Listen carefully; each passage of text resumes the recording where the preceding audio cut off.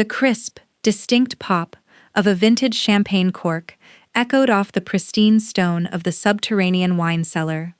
They invited me to this so-called private family tasting, locked the heavy biometric door behind my back, and handed me a small, stiff-bristled brush to scrub a microscopic scuff mark off the floorboards. I was kneeling on the freezing stone. My intestines were cramping so hard my spine curved from a severe Crohn's flare-up. The pain was so sharp my vision kept dropping into static, while my sister poured $10,000 champagne for the state senator. She looked down at me, completely unbothered, her eyes entirely hollow with that dead calm look of someone staring at a solved problem.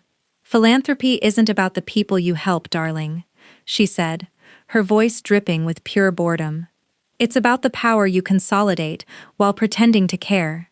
My father just chuckled, swirling his glass. I didn't blink. I just looked at the wet stone beneath my knees. They had no idea that in exactly 3 minutes, the 3-part federal dossier waiting on the other side of that locked biometric door was going to completely dismantle their fake empire. I have to ask, if you have ever had to sit entirely motionless on the floor, biting the inside of your cheek until it bleeds, while the people sharing your DNA casually negotiate the price of your literal biological survival just to fund their vanity, tell me how you didn't just lose your mind in that room.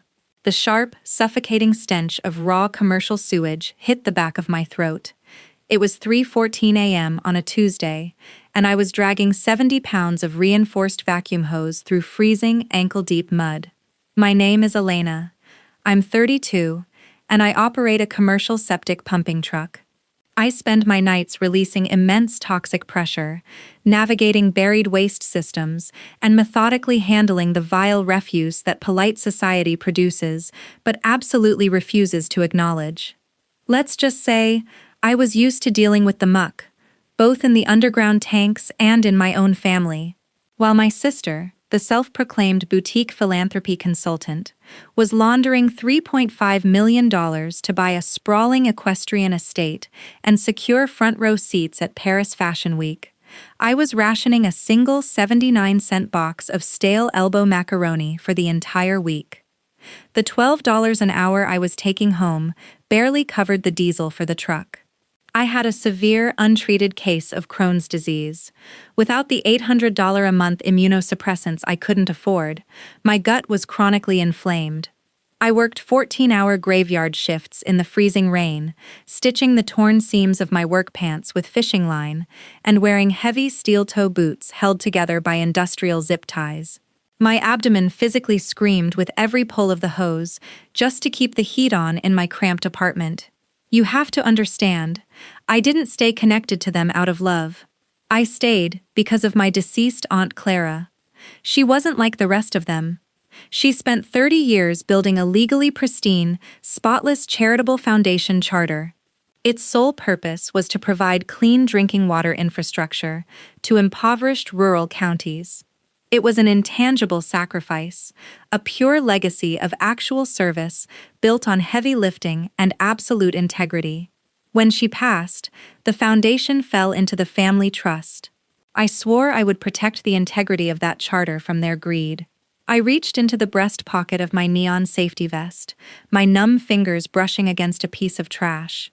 It was a partially burnt dry cleaning tag for a bespoke blazer, salvaged from a massive fire pit behind my sister's house. I didn't know it yet, but that specific, worthless little scrap of paper was the exact weapon that would send my sister to a federal penitentiary. To understand the brutal math of this dynamic, you need to know what happened 2 months prior. I was finally scheduled for a critical intestinal biopsy. I had waited 6 agonizing months on a state-subsidized waiting list. I was too weak to drive myself. The pain was blinding. I begged my father, who lived 10 minutes away, to just drop me off at the clinic. I remember standing on my porch at 6 a.m., my knees buckling under my own weight, calling his cell. He didn't even sound sorry. He basically sighed, entirely annoyed, and told me he couldn't miss my sister's ribbon-cutting ceremony for a new rural water initiative. He chose to stand in a tailored suit for a fake photo op over taking his youngest daughter to the hospital. I spent that entire day curled in a ball on my bathroom floor, throwing up bile, listening to the hum of the cheap refrigerator. Meanwhile, my father was posting 40 photos of my sister's $4,000 designer gown on the internet. My sister was a master at the game.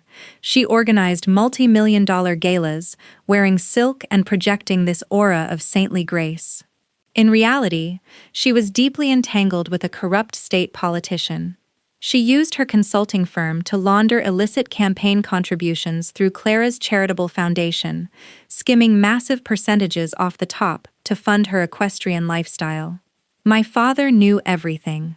He was a tragic bystander, a man utterly terrified of scandal but completely addicted to my sister's proximity to political power. Whenever I tried to bring up the glaring discrepancies in the foundation's public tax filings, he would physically block me from entering the dining room, while my sister laughed with the senator inside. He would look at his polished shoes and mutter that she was doing vital work for the state, and that sometimes the plumbing gets messy, and I should know that better than anyone. He chose his fake status over his actual child every single time. And then there was my other aunt, my father's sister.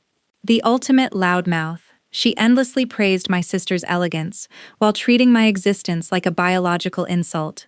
I mean, she actually cornered me in the kitchen during Thanksgiving, and loudly declared it was so generous of my sister to let me attend the dinner, even though I smelled like a literal sewer. The entire room just nodded, chewing their food. The only person who saw the reality was my sister's unpaid intern, a 22-year-old college kid who fetched the artisan coffees and carried the heavy designer bags. She saw the real ledgers. She knew the rot. During these family dinners, when the mockery peaked, the intern would just give me this tiny, almost imperceptible nod from the corner of the room. A silent anchor. But she was too terrified of my sister's connections to ever speak up. I thought I could just keep my head down.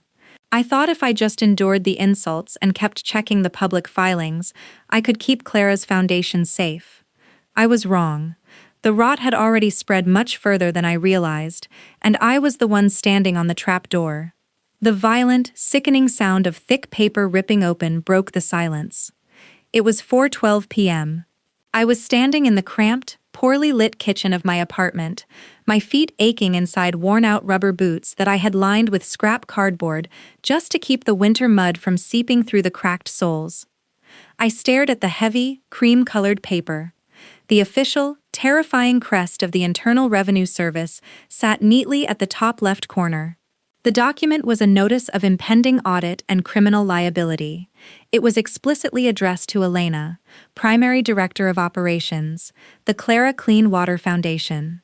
My stomach dropped so fast I literally grabbed the edge of the cheap laminate counter to stay standing. My eyes scanned the bold black numbers. The federal liability amount was $3,540,000. I flipped to the attached operational charter they had mailed. There it was. My signature. It was a flawless, wet ink forgery, sitting right at the bottom of a legally binding corporate document. My sister and the corrupt state senator had secretly installed me as the sole head of the Shell Corporation. They were laundering the illicit campaign funds right through my name, masking it as rural water development. I was the designated fall guy for a massive federal felony. The ringing in my ears started. My vision blurred into static. The brutal math of it simply short-circuited my brain. $3.5 million missing. Meanwhile, I was driving a 2004 Nissan Sentra with a busted heater, eating dented 40-cent cans of generic tomato paste from the salvage grocery bin, just to keep my electricity from being shut off. My sister had purchased a custom-tooled, imported horse saddle the exact same week I literally stapled my heavy-duty work gloves back together because I couldn't afford a new $10 pair. The titanium-level injustice of it made the breath catch in my throat. I looked at the blue ink on that page. My hands went completely cold. I want to ask you something, and I need you to think about it.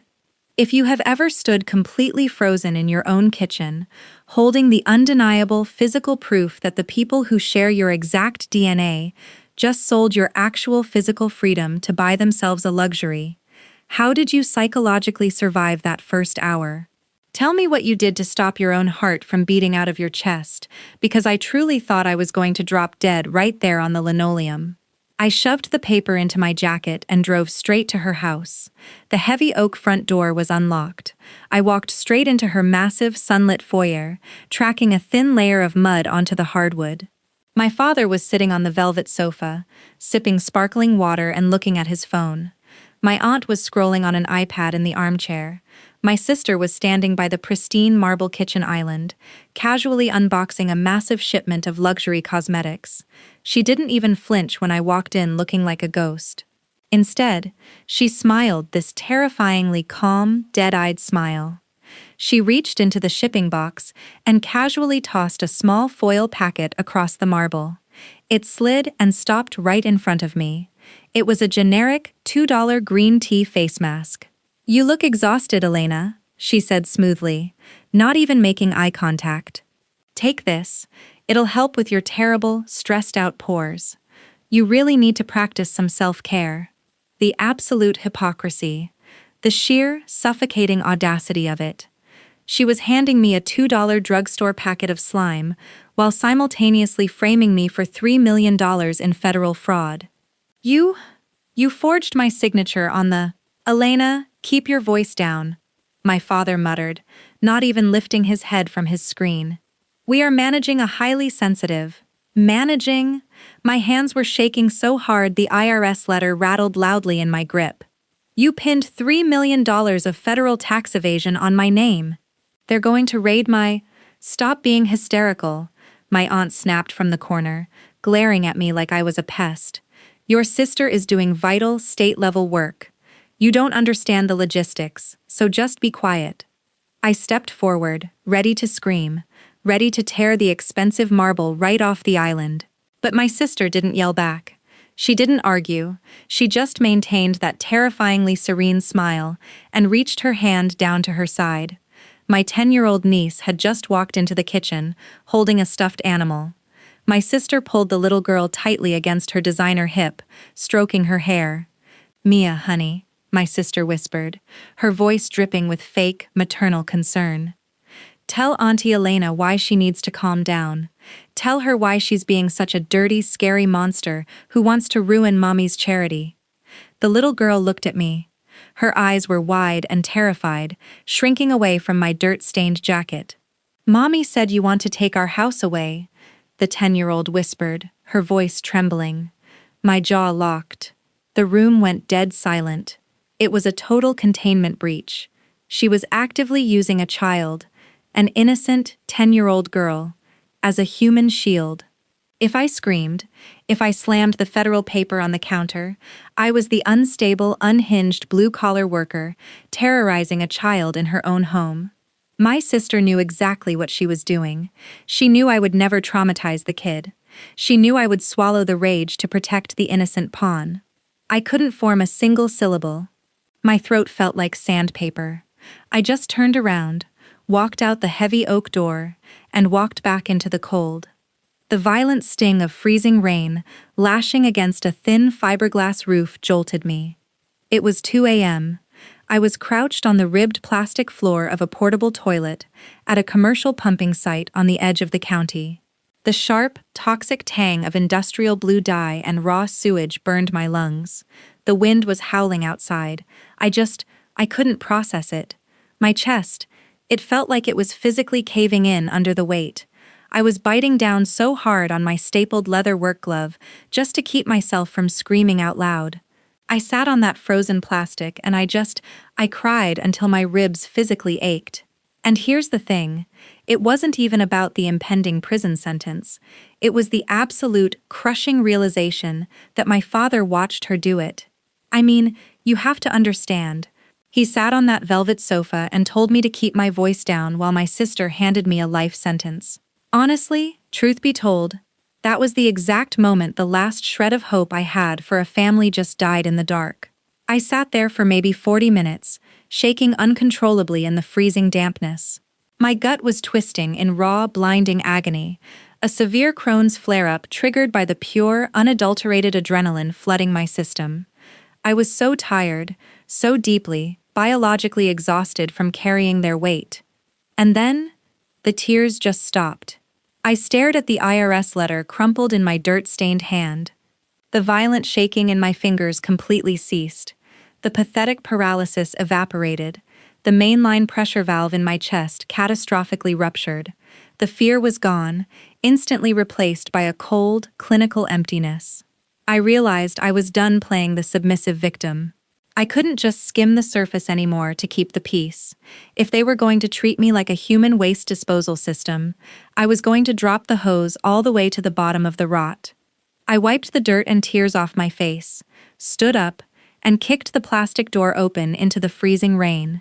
The sharp, buzzing hiss of a failing neon sign violently yanked me out of my own head. It was 2:45 a.m. I was sitting in a corner booth of a 24-hour diner on the absolute edge of the county limit. The air smelled intensely of burnt filter coffee and old grease. Sitting across the sticky Formica table from me was my sister's intern. She looked completely terrified. Her hands were shaking so hard, her paper coffee cup kept rattling against the saucer. She didn't say a word at first. She just reached into her oversized tote bag and slid two things across the table. First, a heavy, brushed metal thumb drive. Second, a small plastic baggie containing the partially burnt dry cleaning tag. "She's setting us both up," the intern whispered, her eyes darting toward the diner entrance. "The IRS is doing a preliminary sweep next week." I secretly mirrored the main server onto that drive. But the encryption handshake requires a physical connection to the master router inside your sister's home office. If you don't decrypt it locally, the files auto-corrupt. I stared at the metal drive. The intern stood up, left a crumpled $5 bill on the table, and practically ran out into the rain. I drove my truck to an empty industrial parking lot and just sat there in the dark. I held the cold metal drive in my palm. This is the part nobody tells you about years of psychological abuse. I had the weapon right in my hand, but the gaslight hangover was completely paralyzing me. I sat there looking at it, and my brain did that pathetic thing it always does. I heard my father's exhausted, disappointed voice echoing perfectly in my head.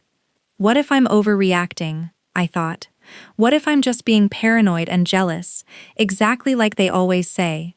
If I break into her house and I'm wrong, I'll destroy the family over a misunderstanding. My hand actually started to shake over the center console. I almost put the truck in drive. I almost threw the thumb drive out the window into the mud. The conditioned reflex of a scapegoat is to swallow the poison to save the peace. But then my stomach violently cramped. A sharp, blinding stab of Crohn's pain radiated through my abdomen, reminding me of the empty pill bottles in my bathroom cabinet. I looked at the IRS audit letter sitting on my passenger seat. The federal government wasn't a misunderstanding. The $3 million wasn't a misunderstanding. I grabbed my heavy-duty insulated wire snips, hooked them onto my work belt, and put the truck in gear. It was 4:15 a.m. when I parked half a mile down the road from her equestrian estate. I hiked through the freezing tree line, my boots sinking into the wet earth. The massive stone house was completely dark. I knew the security system codes because I was the one they called to fix the basement plumbing when they didn't want to pay a contractor. I bypassed the mudroom alarm, slipped through the kitchen, and crept down the hardwood hallway to the home office. The silence in the house was suffocating. Every tiny squeak of my rubber soles sounded like a gunshot. I found the master router glowing on the mahogany desk. I pulled my cheap, battered laptop from my backpack, plugged the Ethernet cable into the port, and jammed the metal thumb drive into the side. I ran the decryption script the intern gave me. A gray progress bar appeared on my screen. 10%, 40%, 60%. Then, the floorboards above my head creaked. Footsteps, heavy, deliberate thuds moving toward the central staircase. My sister was awake. My blood ran completely cold. 80%. The footsteps reached the bottom of the stairs. They were moving down the hallway, heading directly toward the office. 95%. The footsteps stopped right outside the frosted glass door. I could literally see the dark silhouette of her shadow blocking the ambient hall light. 99%. The progress bar froze. The screen hung. The brass doorknob physically turned. I didn't breathe. I didn't think. I dropped to the floor, grabbed the heavy-duty insulated wire snips from my belt, and jammed them directly into the exposed wall socket behind the desk where the room's floor lamp was plugged in. I forcefully cross-connected the live terminals. A loud, violent snap echoed in the room. A shower of blue sparks shot out of the wall, illuminating the mahogany desk in sharp, high-contrast shadows. The localized circuit breaker instantly tripped. The office and the immediate hallway plunged into absolute, pitch-black darkness. My sister gasped loudly on the other side of the door, startled by the explosive pop. "Damn it," she muttered in the dark. She released the doorknob and I heard her footsteps turning away, heading toward the basement panel to reset the breaker. I looked up at the laptop screen. 100%. Decryption complete. I yanked the drive out, slammed the laptop shut, and slipped out the side window into the freezing rain just as the basement door opened. Back in the locked cab of my truck, parked safely behind a decaying strip mall, I opened the files. I was officially scraping the absolute bottom of the tank. The sheer volume of evidence was staggering. It wasn't just a few sloppy emails. It was an impeccably organized, systemic criminal enterprise. I spent 3 hours methodically assembling the 3 specific pieces of evidence I needed to level the entire bloodline. Evidence 1. The trapdoor. I opened a folder labeled Internal Com Audio. It contained a massive dump of recovered .mp4 video files from a cloud backup. I clicked on a time-stamped file from 3 weeks ago. It was dashcam footage from my aunt's car. The video showed my aunt driving, talking on her Bluetooth speakerphone to her accountant. The audio was slightly muffled by road noise, but her bitter, elitist voice was crystal clear. "I don't care what the foundation's liquidity is," my aunt barked into the phone. She promised me $50,000 to keep my mouth shut about Elena's fake promotion. I let her use my P.O. box for the routing numbers. If she doesn't pay up by Friday, I'll tell the feds myself and watch her burn. She wasn't just a loudmouth bystander. She was an active, paid conspirator. And suddenly, the mystery of the IRS letter made perfect sense. Denise, enraged that she hadn't received her $50,000 cut, pettily let the P.O. box lease lapse. When the federal notices went out, the post office simply auto-routed the legal documents to the primary residential address on the forged contract. My apartment. Her own greed had accidentally handed me the blueprint to their destruction. Evidence 2. The character assassination. I dug into the recovered mobile text logs. I found a hidden, encrypted thread between my sister and my father. I scrolled back to the exact date the forged director's contract was filed. I read my father's text message. Message from Dad, 10:14 a.m. I finished drafting Elena's director contract. She won't read it. She just signs what we put in front of her. I know she can barely afford her stomach medication right now, and the stress will be high, but if we don't cover up the senator's wire transfers, your foundation loses its state funding. We have to protect the family name. She's resilient. A few years in a minimum security facility won't kill her, but a scandal will destroy the senator's re-election. I stared at the glowing pixels. He knew. He fully, comprehensively understood the physical agony I was in, and he actively drafted the legal paperwork to send his sick daughter to federal prison just to protect his older daughter's political connections. He literally weighed my physical freedom against a public scandal, and chose the scandal. Evidence 3. The kill shot. I opened the master financial ledger. It was undeniable. Scans of the original stamped banking records and wet ink campaign finance transfers. The documents proved unequivocally that my sister had systematically routed $3.5 million from Clara's Rural Water Initiative directly into the state senator's offshore re-election accounts through a series of shell LLCs. I pulled the partially burnt dry cleaning tag out of the plastic baggie. I cross-referenced the bespoke tailor's serial number and the exact timestamp printed on the cardboard with the metadata from the senator's private calendar logs. It was a perfect match. The tag belonged to the custom blazer the senator wore to the secret, off-the-books meeting at my sister's house, where the final wire transfer was authorized. She tried to burn the evidence of his physical presence, but the thick cardboard survived the fire. I closed the laptop. The quiet hum of the truck's heater was the only sound in the cab. The last lingering trace of the gaslight hangover evaporated. I felt nothing. No fear, no hesitation, no grief. The containment walls of my empathy permanently caved in. I primed the heavy-duty vacuum pump. It was time to drain the tank. I knew exactly how my sister operated. If I just walked into her house and dropped the files on the table, the state senator would immediately play the victim. He was a political puppet master.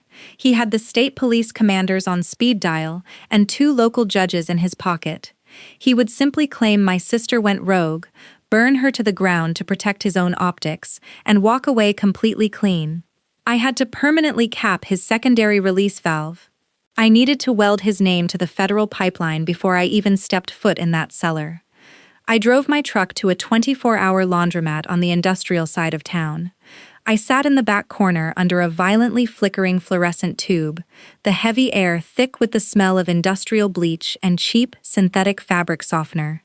I had purchased a burner laptop with cash from a pawn shop an hour earlier. I opened it on a vibrating washing machine. I compiled the offshore routing numbers, the aunt's dashcam video, and the father's text logs into a single encrypted digital dossier. Then, I bypassed the local authorities entirely. I accessed the Federal Election Commission's direct whistleblower portal in Washington, D.C. No local cops, no state judges, pure, unadulterated federal oversight. But the real world doesn't move like a movie. The upload speed on the public laundromat Wi-Fi was abysmal. It was a massive, 2-gigabyte payload of high-resolution document scans and video files. I sat there for 4 grueling hours. The heat radiating from the dryers made my work shirt stick to my spine.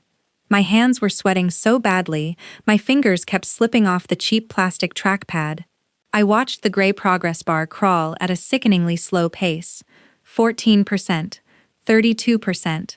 At 6 a.m., a uniformed state trooper walked into the laundromat to buy a black coffee from the vending machine.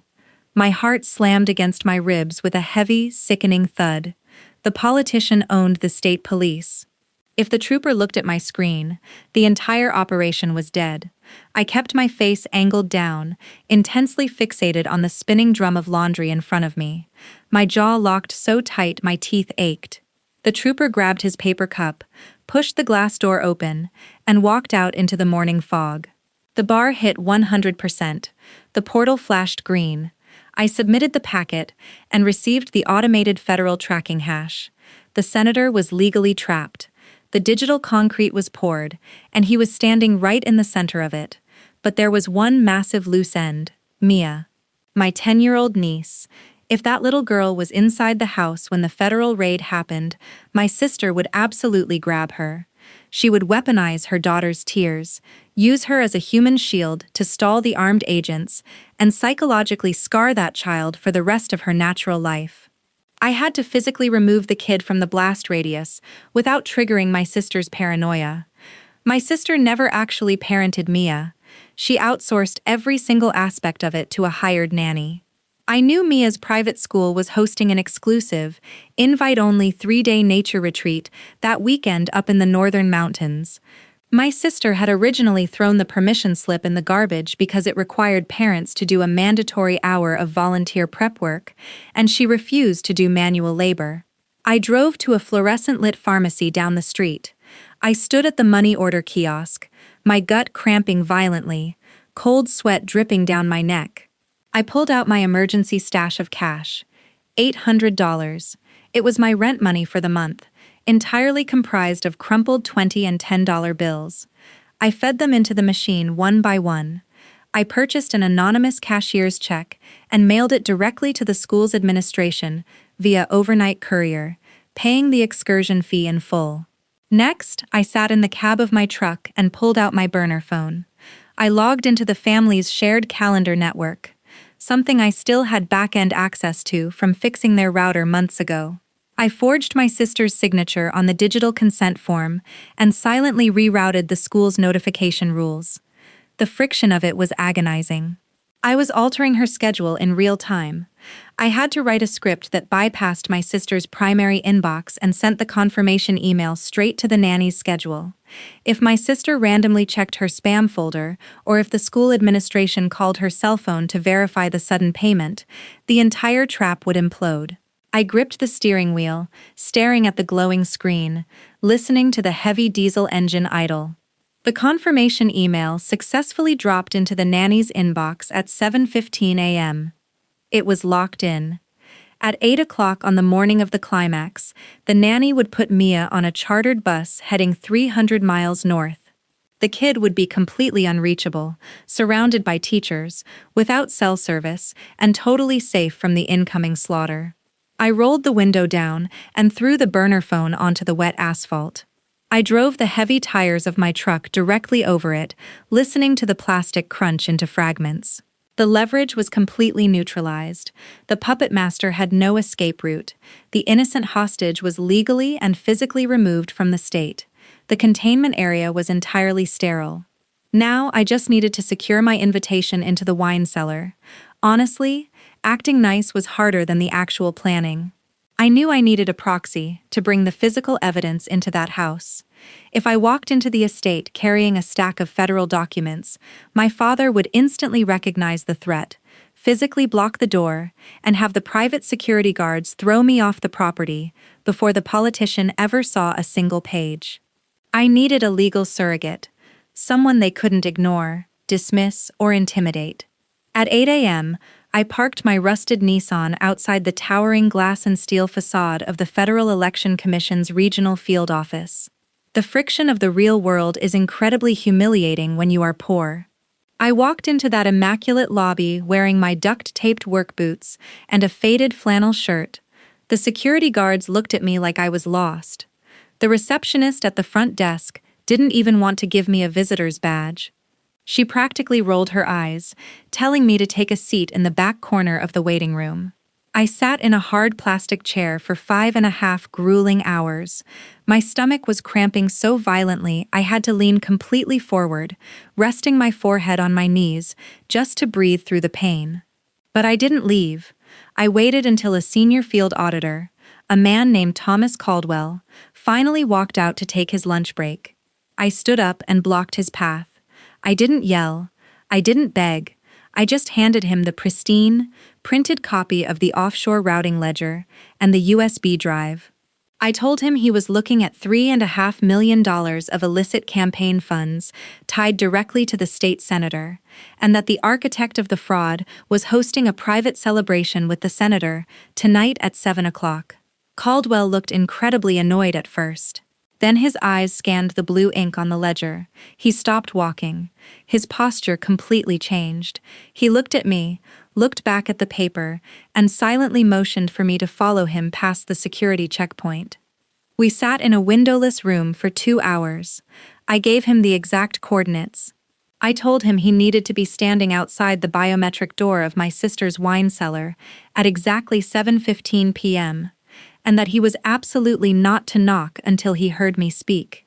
He took custody of the physical files. The trap was set. But while I was securing the federal perimeter, my sister was actively executing a scorched earth smear campaign behind my back. I drove straight from the federal building to my company's dispatch lot to pick up my paycheck. When I walked into the cramped, diesel-smelling trailer, my boss, Mike, wouldn't look me in the eye. He was a gruff, 60-year-old guy who usually yelled over the radio, but he looked deeply uncomfortable. He slid a suspension notice across his metal desk. "Look, Elena," he muttered, rubbing the back of his neck. "Your sister called me this morning. She was crying on the phone. She said you're having a severe psychotic break. She used all these medical terms. Said the toxic fumes from the trucks are deteriorating your mental health and that the family is stepping in to get you mandatory inpatient psychiatric care." I just stared at him. The absolute, terrifying brilliance of it. My sister was swimming in top-tier delusion, but she knew exactly how to weaponize therapy speak. By preemptively branding me as mentally unstable to my employer, she wasn't just destroying my external credibility, she was actively cutting off my only source of income, ensuring I couldn't afford to hire a defense attorney when the IRS inevitably raided my apartment. She was sealing the coffin. "Mike, I'm fine," I said, my voice completely flat. She sent an email from her foundation's legal team. "Elena, I can't have an unstable operator driving a 10-ton hazmat vehicle. It's a liability. I'm sorry. You're suspended until you bring me a clean psychiatric evaluation." He took my keys. I walked out of the trailer with nothing. To secure my invitation to the climax, I had to lean entirely into her fake narrative. I drove to her equestrian estate that afternoon. I walked through her front door and performed the most pathetic, degrading piece of acting of my entire life. I slumped my shoulders. I let my voice shake. I told my sister and my father that they were right, that the stress was getting to me, that I was confused, and that I just wanted to be close to my family tonight for the senator's celebration. My sister bought it instantly because her narcissism required it. She thrived on my subjugation. She smiled that terrible, saintly smile and told me I could attend the private wine cellar tasting. But she was so consumed by her own triumph that she didn't notice when I walked into the mudroom to hang up my coat. I quietly pulled a thick strip of clear, heavy-duty tape from my pocket and smoothed it seamlessly over the strike plate of the side service door, ensuring the magnetic deadbolt couldn't engage. The perimeter was silently breached. Caldwell wouldn't need a battering ram. He could just walk right into the foyer.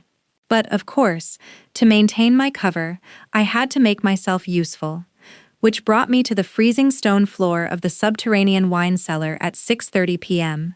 The cellar was heavily fortified, kept at a brisk 55 degrees to protect the $10,000 bottles of vintage wine lining the mahogany racks. My sister handed me a small, stiff-bristled brush and a bucket of industrial floor cleaner. She told me the contractors had left a microscopic scuff mark near the tasting table, and that the senator required absolute perfection.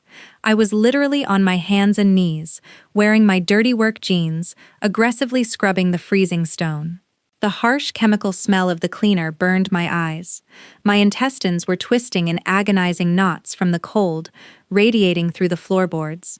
My sister stood 3 feet away from me. She was wearing a tailored designer dress, holding a crystal glass of sparkling water. She looked down at me and sighed loudly. "It's just so exhausting," she complained, adjusting her diamond bracelet. "I told the dealership I wanted the ivory stitching on the new Porsche's leather seats, and they sent it with eggshell white. I mean, how am I supposed to drive to the charity galas looking like I compromised on the interior? It's profoundly stressful." I paused, scrubbing for exactly 1 second. "I want to ask you something, and I need you to answer honestly. If you were in my exact position, if you were literally on your hands and knees scrubbing the freezing grout beneath a woman who just forged your signature to steal $3 million, while she actively complained to your face that the custom leather in her new luxury car was the wrong shade of beige, would you have the cold, sociopathic restraint to just nod and keep scrubbing? Or would you have snapped, stood up, and destroyed the room right then and there?" I didn't snap. I didn't scream. I swallowed the bile rising in my throat. I looked at her expensive, spotless shoes, and I simply said, "I'm sorry you have to deal with that." "Thank you, Elena," she murmured, completely oblivious to the fact that she was standing on a landmine. "Try to finish up before the senator arrives. You're tracking mud everywhere." I put my head down and kept scrubbing. I just watched the heavy biometric door out of the corner of my eye, listening to the clock tick down. At exactly 7 p.m., the heavy biometric door of the wine cellar swung shut. The magnetic deadbolt engaged with a loud metallic clunk. We were completely sealed inside 55 degrees of pure, temperature-controlled arrogance. The seating arrangement was a physical manifestation of the family hierarchy. My sister, the state senator, and my father were seated around a massive, reclaimed oak tasting table, right in the center of the room. It was illuminated by a low-hanging wrought iron chandelier that cast long, sharp shadows across the stone. My aunt was perched on a velvet-cushioned high stool just to their right, leaning in aggressively to absorb their status. The intern stood silently in the far back corner, holding an iPad like a captive servant awaiting orders. And me? I wasn't given a chair. I was standing 10 feet away, my back pressed against the freezing, damp stone wall. I was still wearing my mud-stained boots and an oversized flannel shirt, clutching the dirty scrub brush in my pocket. I was the designated untouchable, placed exactly where they wanted me, in the shadows, completely isolated, brought down here just so they could visually contrast their success with my failure. The silence down there wasn't peaceful. It was suffocating. Make no mistake, the room was dominated by the deep, industrial drone of the commercial HVAC system, regulating the humidity for the bottles of wine lining the walls. It was this constant, low-frequency hum vibrating through the floorboards, making my chest literally rattle. Every clink of their heavy crystal glasses against the wood sounded like a gunshot over that mechanical drone. My intestines were cramping so violently from the cold stone that I had to lock my knees just to stay upright. The physical agony was blinding. Honestly, standing there watching them drink, I realized I was looking at a human hazmat site. The sheer volume of lies and stolen money in that room was creating an unbearable pressure. But my hands weren't shaking anymore. I knew the toxic backflow was trapped in this cellar with them. I just had to wait for the exact right microsecond to open the mainline valve. My aunt took a long sip of her Pinot Noir, her eyes darting over to me. She couldn't resist. She had to secure her spot as the loyal attack dog for the evening. Try to stand a little further back, Elena. My aunt sneered, her voice echoing sharply against the stone. She gave this pathetic, aggressive little laugh. I mean, it's so incredibly generous of your sister to let you attend a private celebration with the senator, even though you smell like a literal sewer. Some of us actually work for a living and want to celebrate real, high-level achievements tonight without breathing in your blue-collar residue. My father didn't defend me. He just looked down at his phone, completely devoid of a spine, pretending he didn't hear her. The senator offered a polite, deeply uncomfortable chuckle, adjusting the cuffs of his bespoke blazer. I didn't say a word. I didn't even blink. I just stared at her. My sister waved her hand, dismissing my aunt's comment like a benevolent queen showing mercy to a peasant. She was radiating the absolute, peak arrogance of a sovereign who believed she had just won the war and secured her kingdom. She stood up from her chair, the silk of her designer dress catching the chandelier light. She placed her hand on her collarbone, deliberately drawing everyone's attention to the blinding, custom diamond necklace sitting heavily on her chest. The vanity item she bought using the exact same laundered campaign money that was currently threatening to send me to a federal penitentiary. We don't need to focus on the unpleasant things down here, my sister said smoothly, turning her full attention back to the politician. We are here to celebrate the Foundation's incredible new reach and our very mutually beneficial partnership. The senator leaned back, smiling like a predator. You handled the bureaucratic red tape brilliantly, my dear, he purred, implicitly referring to the forged director's contract that framed me. It takes a special kind of visionary to ensure the plumbing flows exactly where it needs to. My sister beamed. She turned her head slightly, locking eyes with me. You should really take notes, Elena, she said, her voice dripping with a hypocritical audacity that made my blood run cold. If you actually applied yourself, maybe you wouldn't be stuck cleaning up other people's waste your entire life. The room fell into this heavy, complicit silence. They all just looked at me, waiting for me to lower my head and accept the humiliation. Right then, the intern, who had quietly shifted along the back wall to stand a few feet away from me, reached out. She didn't look at me, but she covertly slid a clean, folded linen napkin into my dirt-stained hand. I glanced down.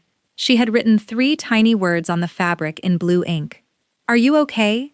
It was a tiny, tragic micro-kindness in a room entirely populated by monsters. I felt my chest tighten. I looked at the intern and gave her one almost imperceptible nod. I was fine. But I knew I was about to completely blow up this room, and her comfort was going to be collateral damage. My sister picked up the bottle of rare vintage champagne from the ice bucket. She gripped the cork, her manicured thumbs pressing upward. "To the future," she announced, her smile stretching across her face. "To a perfectly executed political transition." The senator smiled, raising his empty crystal glass, eagerly waiting for the pour. My father beamed with absolute sickening pride. My aunt clapped her hands together like a trained seal. The drone of the HVAC system seemed to entirely fade away into the background. It completely froze. I looked at her standing there. I looked at the smug, untouchable smile painted on her face, the heavy diamonds resting against her throat, the $10,000 bottle of stolen luxury in her hands, and I wondered if she had any idea how fast a fake empire implodes when you seal the exits and violently cut the oxygen. Because I was about to find out. The crisp, distinct pop of the vintage champagne cork cleared the glass lip of the bottle. The sound bounced sharply against the stone walls of the cellar. My sister raised her chin, holding the bottle high, a massive, unearned smile stretching across her face. I didn't wait for the cheers. I turned my back to them. I took 3 steps across the cold floor, reaching the biometric keypad mounted beside the heavy oak door. "Elena, what are you doing?" my father snapped, his voice suddenly sharp with irritation. "Get away from—" I punched in the 6-digit master override code. A heavy, metallic clunk echoed through the cellar. The magnetic deadbolt instantly disengaged. I grabbed the iron handle and pulled. The thick door swung open, the bottom edge dragging heavily against the stone. Thomas Caldwell stepped into the freezing room. Because of the clear tape I had smoothed over the strike plate of the service door an hour earlier, he hadn't needed a warrant to breach the perimeter. He just turned the knob and walked right down the stairs. He wasn't wearing a tailored suit like the men at the tasting table. He was wearing a drab government-issue windbreaker and practical rubber-soled shoes. Behind him, 2 plainclothes FBI agents stepped directly into the doorway, physically blocking the only exit. They didn't draw weapons, they didn't shout commands, they didn't need to. Their absolute, clinical silence did all the violence for them. The room, it just stopped breathing. My sister's mouth hung open, but no sound came out. The senator immediately stiffened. His posture went completely rigid. His political instincts were screaming that he was trapped in a kill box. Caldwell walked straight to the center of the reclaimed oak table. He didn't introduce himself to the room. He didn't offer a polite greeting. He just unclasped a thick, legal-size manila folder he held under his left arm. "We are executing a federal search warrant," Caldwell stated. His voice was completely flat, devoid of any drama. He sounded like an actuary reading a spreadsheet. He reached into the folder. The reverse avalanche began. Caldwell pulled out a thick stack of heavy, watermarked paper. Certified federal bank records. He slapped them directly onto the wood, sliding the documents right in front of the senator. "Forensic wire traces," Caldwell said, tapping the top page with his index finger. $3.5 million. Laundered from the Clara Clean Water Foundation directly into your offshore re-election accounts. We have the exact timestamps, the routing numbers, and the corresponding IP logs matching the physical location of this estate. I watched the senator look down. The crisp white paper sat inches away from his empty crystal glass. I saw his eyes scan the bold red notary stamps and the dark blue bank ink. I saw the exact microsecond he realized his entire political career was dead. He didn't scream, he didn't argue, he just placed his hands flat on the table, physically pushed himself away from the wood, and took 2 massive steps backward. He put as much physical distance between himself and my sister as possible. He looked at her like she was a biological contaminant. He abandoned her instantly. "My sister," she started to hyperventilate. "Wait. No," she stuttered, her voice cracking into a high pitch. That's a mistake. The foundation is run by my sister. Elena is the director of operations. Her signature is on the charter." The instant she felt the crushing weight of federal pressure, her brain short-circuited. She didn't try to protect anyone. She panicked and immediately tried to throw her own blood under the bus to save her own skin. "I didn't write those contracts!" my sister shrieked, pointing a shaking manicured finger directly at our father. "He did. He drafted the legal paperwork. And my aunt? She managed the P.O. boxes. They told me to do it. They set up the infrastructure." The entire room recoiled. My father's jaw literally dropped. He stared at his golden child, completely stunned that she was offering him to the federal agents as a sacrificial lamb, and that was the exact moment the intern snapped. The quiet, 22-year-old girl standing in the corner. She didn't yell, she didn't cry. She executed the coldest defection I have ever witnessed. She simply unzipped her oversized tote bag. She pulled out a thick stack of printed cloud metadata logs, clutched a secondary USB drive in her palm, and walked right past my sister. She stopped next to Caldwell. She handed him the documents and the drive. "I am submitting the mirrored server data to the agents," the intern said. Her hands were trembling, but her voice was steady. She looked dead at my sister. "I'm with Elena." My sister let out this pathetic, choked gasp. Her final shield was gone. I walked up to the oak table. I didn't look at my sister. I looked directly at my father. I took the second stack of documents from Caldwell's open folder. I slid a printed text transcript across the mahogany. The paper slid with a dry, scratching sound. "Subpoenaed cloud metadata," I said, keeping my tone dead and literal. "Read the text message you sent at 10:14 in the morning. The one where you explicitly admitted to drafting the forged director's contract. The one where you said sending your sick daughter to a minimum security facility was worth protecting the family name." My father looked down at the paper. The blue iMessage bubbles were printed in high resolution. The timestamp was undeniable. He tried to form a word. "Elena, we had to secure the..." He couldn't finish the sentence. The absolute shame of being unmasked in front of the authorities completely broke him. His victim complex shattered into a million pieces. He literally backed away, his expensive leather shoes scraping awkwardly against the stone until his shoulders hit the far wine rack. He shrank into the shadows, making himself as physically small as possible, trying to disappear into the wall. I turned to my aunt. The flying monkey. The woman who mocked my blue-collar job 20 minutes ago. I reached into the folder and slid the final manila envelope across the table to her. "A transcript of your dashcam audio," I said cleanly. "Recorded 3 weeks ago, you demanding your $50,000 hush money cut for hiding the routing numbers." My aunt stared at the manila envelope like it was a live grenade. The smug, elitist sneer on her face completely evaporated. She looked frantically around the room, desperate for someone to defend her. But the senator was staring at the floor. My father was cowering against the wall, and my sister was hyperventilating. I was joking on the phone," my aunt whispered pathetically. "Tell it to the judge," one of the FBI agents said from the doorway. The toxic alliance fractured in real time. They cannibalized each other right in front of me. My aunt turned and lunged a step toward my father. "You told me the accounts were heavily encrypted," she shrieked at him, her voice echoing in the stone room. "Shut up," my father hissed back, his face pale and sweating profusely. "Just shut your mouth." But my sister didn't join the screaming match. She was experiencing total, catastrophic biological shock. I watched her. She was a paralyzed rat in a trap she built herself. The blood drained from her face, leaving her skin a sickening, chalky white. Her knees buckled slightly, but she caught herself, leaning her hip against the edge of the heavy oak table to stay upright. Her breathing became incredibly shallow. She was sweating through her expensive designer silk, the condensation ruining her immaculate makeup. She was still holding the open bottle of $10,000 champagne in her right hand. She didn't drop it.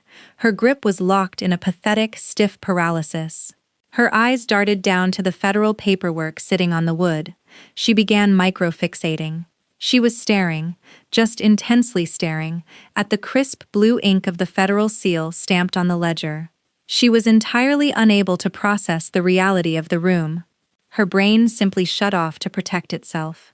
She was looking at the official seal like she was trying to translate an ancient language. She smoothed a microscopic wrinkle on her silk skirt with her free hand, over and over again. She couldn't form a coherent syllable.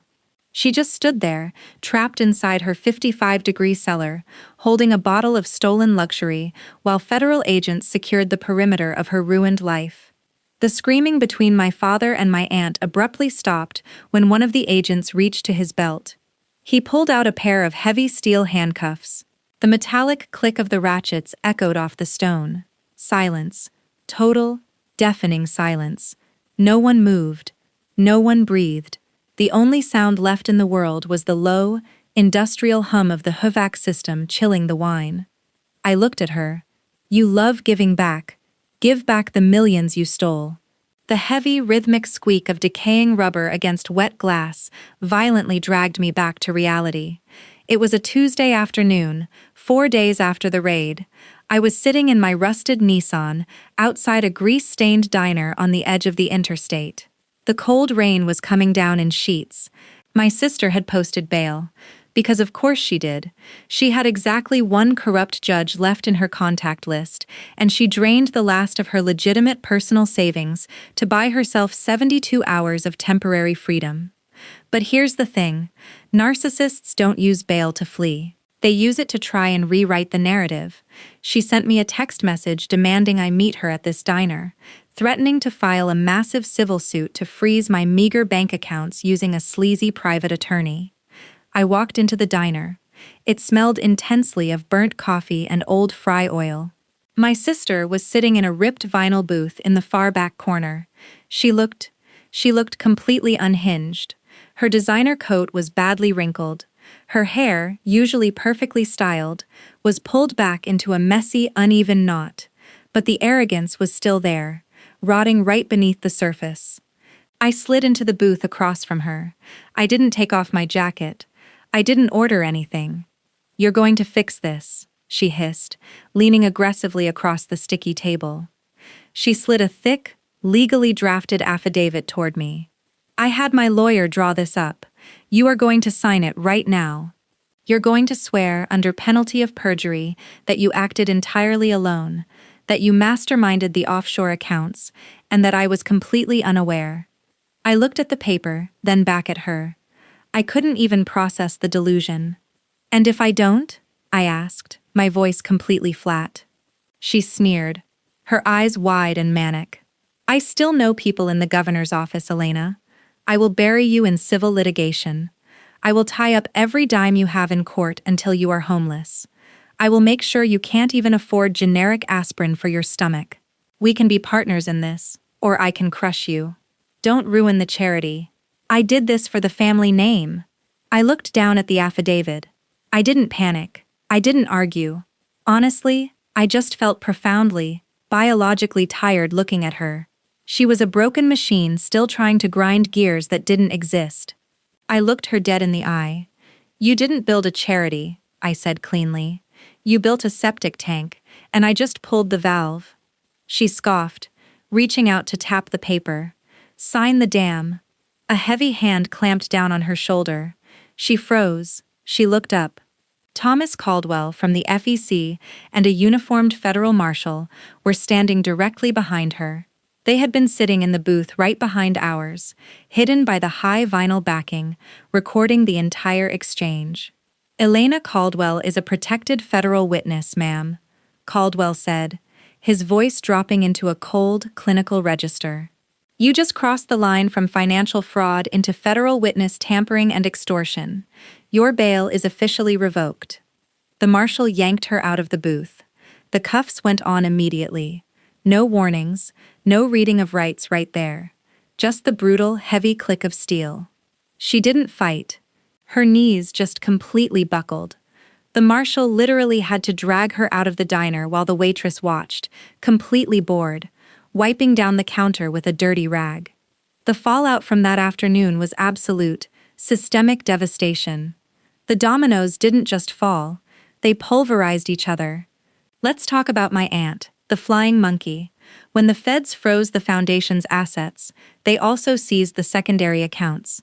My aunt's finances were completely drained to pay for her initial legal retainers before the high-powered lawyers dropped her. She went completely bankrupt in 48 hours. She lost her leased Lexus. She lost her downtown condo. To survive, she had to take a job. A real, blue-collar job. She was hired as a nighttime janitor at the exact elite country club where she used to spend her afternoons drinking mimosas and gossiping about my clothes. I drove by once, just to see it for myself. I watched her through the chain-link fence, wearing a hideous, oversized gray uniform, dragging a heavy plastic trash barrel out to the dumpsters in the rain. She was literally scrubbing the toilets used by the exact wealthy friends she tried so hard to impress. She spent the rest of her life smelling like the exact blue-collar residue she mocked me for. And my father, his ruin was entirely social. The country club officially excommunicated him. The board of directors voted unanimously to ban him from the premises to protect their own reputations. His phone completely stopped ringing. All those politicians and business owners he practically worshipped, they treated him like a highly contagious disease. He was trapped inside that massive, decaying house. He couldn't afford the property taxes. He couldn't afford the heating bill. He had to shut off the electricity to the entire East Wing just to keep the primary lights on. He just sat alone in his freezing living room, wearing a heavy winter coat indoors, desperately scrolling through his contacts, realizing he had sacrificed his own child for a social circle that erased him in a single afternoon. But my sister's ruin, that was a masterpiece of bureaucratic violence. The federal government didn't just arrest her, they dismantled her physical reality. 2 days later, I watched from the cab of my truck as the U.S. Marshals executed the asset forfeiture on her equestrian estate. It was a clinical, devastating process. I watched the heavy steel chains wrap around the tires of her custom Porsche. The tow truck winch whined loudly as it dragged the luxury car up the metal ramp. Federal agents slapped these massive, neon-orange seizure notices onto the heavy oak front door of her mansion. The estate was legally locked down. She was transferred to a county holding facility to await her federal trial. Because her assets were completely frozen, she was denied any special commissary privileges. I saw the intake photos later during a deposition. She was stripped of her designer silk and forced into these cheap, stiff canvas slip-ons and an oversized orange jumpsuit that completely swallowed her frame. But here's the kicker. Her true destruction wasn't the prison cell. It was the absolute cognitive dissonance of her own helplessness. Before they transferred her to the federal block, she spent 1 week out on a heavily monitored secondary bond, living in a grimy, roach-infested motel off the highway, while the courts processed her asset seizures. I had to drop off some subpoenaed legal documents to her court-appointed public defender at that exact motel. I walked past the motel's communal laundry room. Through the dirty glass window, I saw her. She was standing in front of a rusted, coin-operated washing machine. The room smelled like damp lint and mildew. She was holding a plastic basket of cheap, generic clothes she got from a donation bin. She had a handful of quarters. She just stood there, staring at the coin slot. She didn't know how to use it. She was 34 years old, and she had never done her own laundry in her entire adult life. She had always hired a service, or manipulated me into doing it, or paid someone else to handle the friction of daily existence. I watched her try to push a quarter into the wrong slot. It jammed. She pulled it out, her hands shaking violently. She looked at the cheap, powdered detergent box, entirely unable to comprehend the basic, mundane instructions printed on the cardboard. And then, she just broke. She dropped the box of detergent onto the sticky linoleum. A cloud of cheap white powder puffed into the air. She sank to the floor, pulling her knees tightly to her chest, and she sobbed. It wasn't a dramatic, cinematic cry. It was a pathetic, hollow wail of pure incompetence. The parasite had been completely severed from the host, and she realized she lacked the basic, fundamental skills required to keep herself alive in the real world. She was utterly, profoundly helpless. I didn't knock on the glass. I didn't gloat. I didn't feel an ounce of pity. I just turned around, walked back to my truck, and drove away. The official severance of the entire toxic ecosystem happened exactly 2 weeks later. I was standing in the cramped, poorly lit kitchen of my apartment, packing my heavy winter coats into a cardboard box, when there was a faint, hesitant knock at my front door. I opened it. My father was standing in the hallway. He looked incredibly small, the arrogant, dismissive man who used to physically block me from entering his dining room was completely gone. He was wearing an old, wrinkled sweater. His shoulders were slumped, and he looked like he had aged 10 years in 14 days. The country club had officially barred him, his golf buddies had blocked his number, and he was entirely, completely alone in that massive, freezing house. He looked at the floor, his hands trembling slightly in his pockets. "Elena," he mumbled, his voice cracking with this pathetic, hollow grief. I'm so sorry. I didn't think the FBI would actually. I just wanted to protect her. I wanted to protect the family. You have to understand. I love you both." I just looked at him. I didn't feel angry. I didn't feel the urge to scream. I finally saw him for exactly what he was. He wasn't some evil, calculating mastermind. He was just a deeply broken, exhausted old man, suffering from a lost identity. He had lost his lucrative executive job 15 years ago and completely lost his sense of self. He was so terrified of being a nobody that he clung to my sister's political connections just to still feel like a man in charge. He enabled a monster simply because he wanted a seat at the VIP table. A single, hot tear rolled down my cheek. Just one. It wasn't a tear of forgiveness. It was the physical, biological release of 20 years of waiting for a father who simply never existed. The bond was completely, unequivocally dead. I wiped the tear away with the back of my hand. I looked him dead in the eye. "You let her frame me for $3 million because you liked having a state senator in your dining room," I said cleanly, keeping my voice completely level. "You don't get to play the tragic father now, just because your friends won't return your calls." I reached over to the entryway table, picked up a thick manila envelope, and placed it directly into his trembling hands. It was the official civil lawsuit, naming him as an accessory to federal fraud. I didn't wait for him to respond. I stepped back, closed the door directly in his face, and engaged the heavy deadbolt with a loud, metallic click. 10 minutes later, my phone vibrated on the kitchen counter. A text message lit up the screen. It was from my aunt. The flying monkey who was now scrubbing toilets on the night shift. Message from Aunt Denise. 2:14 p.m. "Elena, I lost the condo. I have nothing left. We're still family, right? Please call me back." I didn't type a reply. I just stared at the screen for 2 seconds, pressed delete, and permanently blocked the number. The digital ecosystem was entirely sterile. The restitution was incredibly bureaucratic, but perfectly absolute. The federal government officially exonerated me, clearing my name from every single tax database. The IRS completely dropped the audit. The U.S. Marshals seized my sister's sprawling equestrian estate, liquidated the property and the luxury assets at a federal auction, and used the capital to enact a total, legally binding clawback. The stolen $3.5 million was refunded entirely back into the legitimate Clara Clean Water Foundation accounts. The charter was legally transferred back into my control, completely scrubbed of the politicians' rot. I took my commercial driver's license, packed the last of my boxes into a U-Haul, and executed a silent relocation. I drove 3 states away and never checked my rearview mirror once. With my name cleared and my credit completely restored, I joined a heavy machinery union in a new county. The state-mandated health insurance kicked in immediately. I finally got in to see one of the top gastroenterologists in the region. They put me on the exact immunosuppressants I had needed for years. Within 2 months, the crippling, blinding abdominal pain I had lived with every single day completely vanished. My gut healed. My body finally belonged to me again.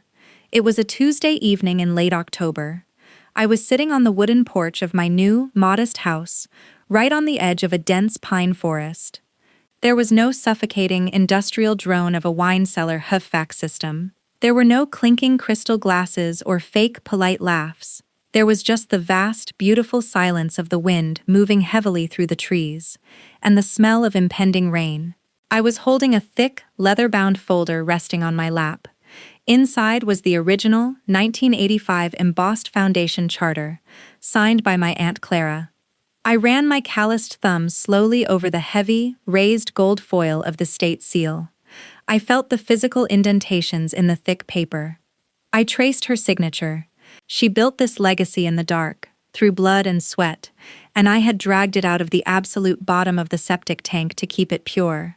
I leaned back in the wooden chair, took a deep breath of the freezing, clean air, and closed my eyes. The toxic pressure was gone. I was finally, permanently safe.